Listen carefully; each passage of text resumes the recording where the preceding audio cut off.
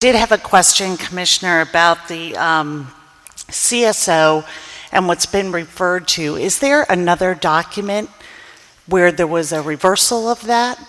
Is there something that we're missing?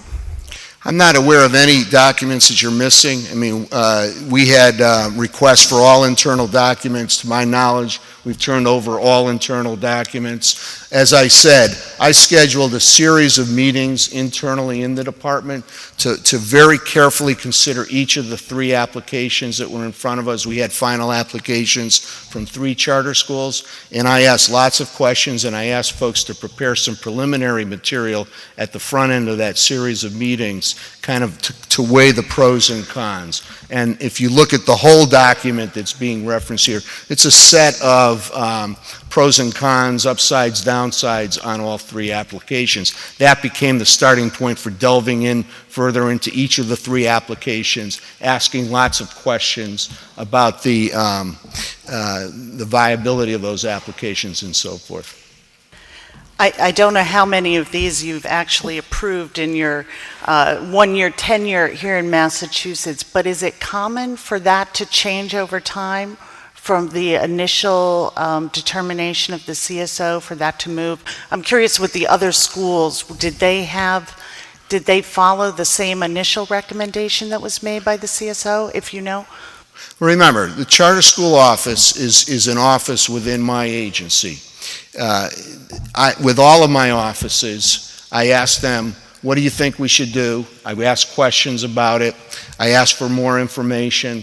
That conversation evolves as we go along. Ultimately, it's my responsibility as the commissioner to use my best judgment in terms of the recommendation that I bring to the State Board of Education. They're the group that, at the end of the day, has the authority to approve or not approve.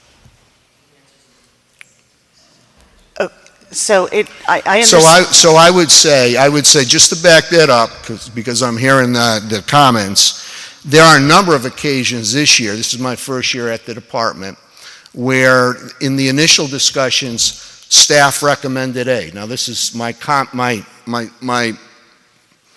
on this is not limited to the charter school office. And after our conversation is done, looking at lots of evidence, we end up on B. That's not uncommon. Thank you. We have one more question from Representative Benson. Thank you, Madam Chair. Mr. Commissioner, do you share this information from your staff with the board? So is this report shared with the board in part of a package and what they use to make their decision?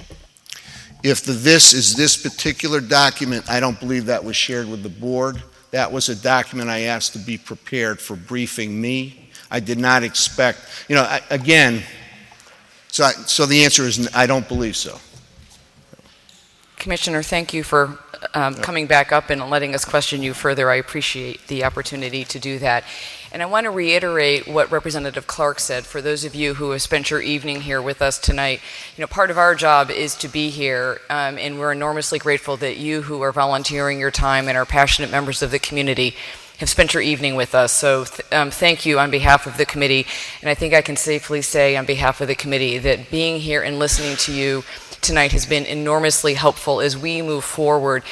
We've taken a lot of testimony tonight. We have more written testimony that we will review, and we will, as we always do at the end of all of our hearings, the magic words are we take it under advisement. So we will take all of this under advisement, but I want to reiterate how grateful we are for the time you took tonight in giving us the opportunity to listen to you and your concerns. Thank you very much for being here. The committee meeting is now adjourned. Thank you.